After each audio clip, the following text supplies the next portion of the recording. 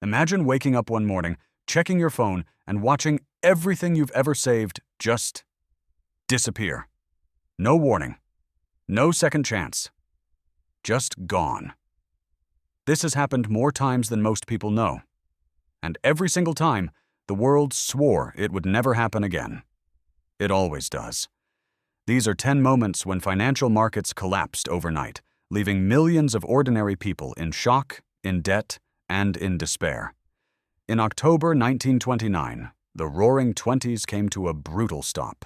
For years, Americans had been borrowing money to invest in stocks.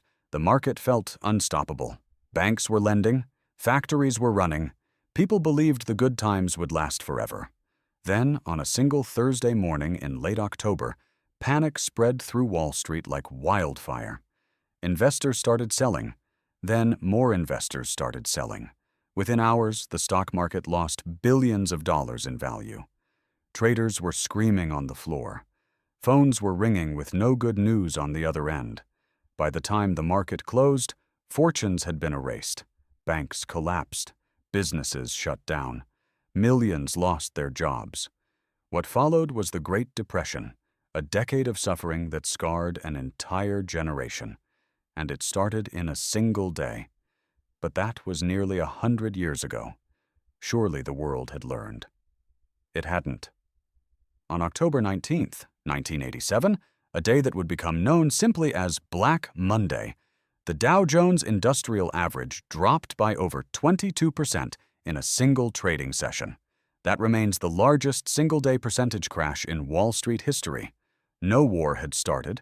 No natural disaster had struck. The economy had seemed stable. Yet somehow, across the globe, markets in Hong Kong, London, and New York all collapsed within hours of each other. Investors stared at screens in disbelief. Billions vanished before lunch. The speed of it was terrifying. Modern computers had been set up to automatically sell stocks when prices dropped. And as those systems triggered, they caused more selling, which triggered more systems, which caused more selling. A machine-made catastrophe. By the end of the day, the financial world looked unrecognizable. Now move forward a decade, the mid-1990s. A new kind of excitement was building. The internet was changing everything, and investors wanted a piece of it. Companies with no profits, no real products, and sometimes no customers were being valued at billions of dollars. The fever was real. People remortgaged their homes to buy tech stocks. Everyone believed they were getting in on the future. Then, in March of 2000, the bubble burst. The Nasdaq, home to most of these internet companies, began falling. Slowly at first, then faster. By the time the collapse was over, $5 trillion in market value had been destroyed. $5 trillion. Many of these tech companies simply ceased to exist. Ordinary investors who had believed in the dream were left with nothing but worthless stock certificates and unpaid bills. But sometimes, the collapse doesn't come from speculation. Sometimes, it comes from tragedy. On the morning of September 11th, 2001, the world watched in horror as attacks struck New York City. The United States stock market closed immediately. When it reopened 6 days later, the Dow Jones dropped over 600 points in a single session. Over $1 trillion in market value evaporated in 1 week. Companies tied to airlines, insurance, and tourism were devastated. The fear wasn't just economic, it was existential. People weren't just afraid of losing money. They were afraid of what kind of world they now lived in. Then came the summer of 2007. Quietly at first, cracks began appearing in the American housing market. Banks had been selling mortgages to people who couldn't afford them. Those mortgages had been bundled together and sold as safe investments across the globe. It was a house of cards. And in 2008, it fell. Bear Stearns collapsed. Lehman Brothers, one of the oldest investment banks in the world, filed for bankruptcy overnight. When markets opened the next morning, the damage was catastrophic. The Dow Jones fell nearly 500 points that day alone. Credit froze. Banks stopped lending to each other. The global financial system came within hours of total collapse. governments spent trillions trying to hold it together. Millions of people lost their homes, their savings, their retirement funds. The scars from 2008 are still visible today. Not every collapse happens in America. In 1997, a financial crisis swept through Asia with stunning speed. It began in Thailand when the government was forced to devalue its currency. Within weeks, financial panic had spread to South Korea, Indonesia, and Malaysia. Stock markets across the continent fell by 30, 40, sometimes 50%. Companies went bankrupt overnight. Unemployment exploded. In Indonesia, the crisis became so severe that it triggered political revolution. The human cost was staggering. Families who had worked for decades to build a stable life found themselves starting over from nothing. Now think about what happens when an entire country's economy collapses. In 2001, Argentina did exactly that. The government, drowning in debt, froze all bank accounts overnight. Citizens woke up unable to access their own money. The peso was devalued dramatically. Savings lost most of their worth in days.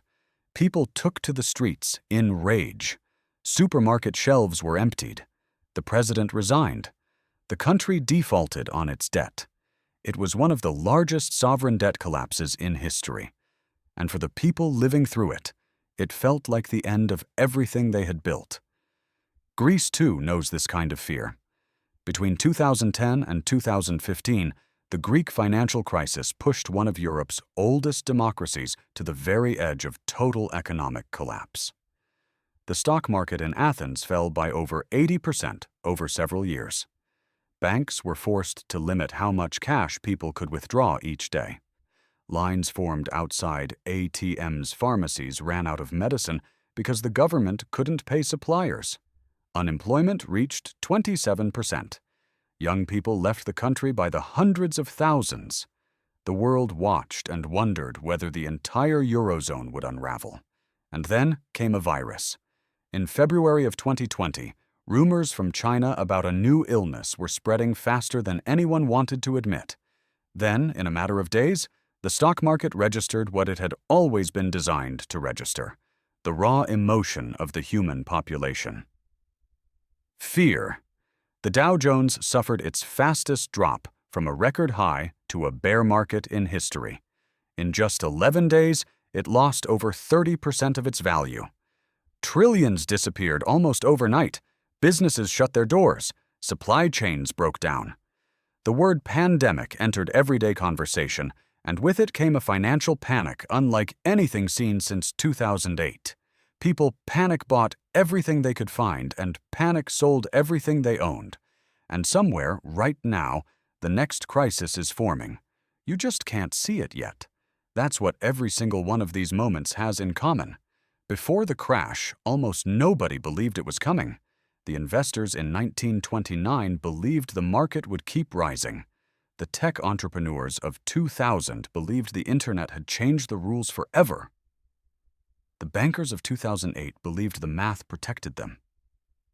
They were all wrong. Markets are not machines. They are made of people. And people feel fear. People panic. People make terrible decisions under pressure. And when enough people panic at the same time, the consequences ripple outward into the real world, into homes and hospitals and schools and retirement accounts and savings jars hidden under beds. The money is never just numbers on a screen. It is the years someone spent working a job they hated. It is the dream of a family home. It is a child's education. It is someone's entire future placed carefully into a system they trusted. And the system, without warning, can crack. History doesn't repeat itself exactly, but it rhymes. It has always rhymed. And if there's one thing these 10 collapses teach us, it's this: the confidence that comes just before a crash is the most dangerous feeling in the world. Sleep well tonight.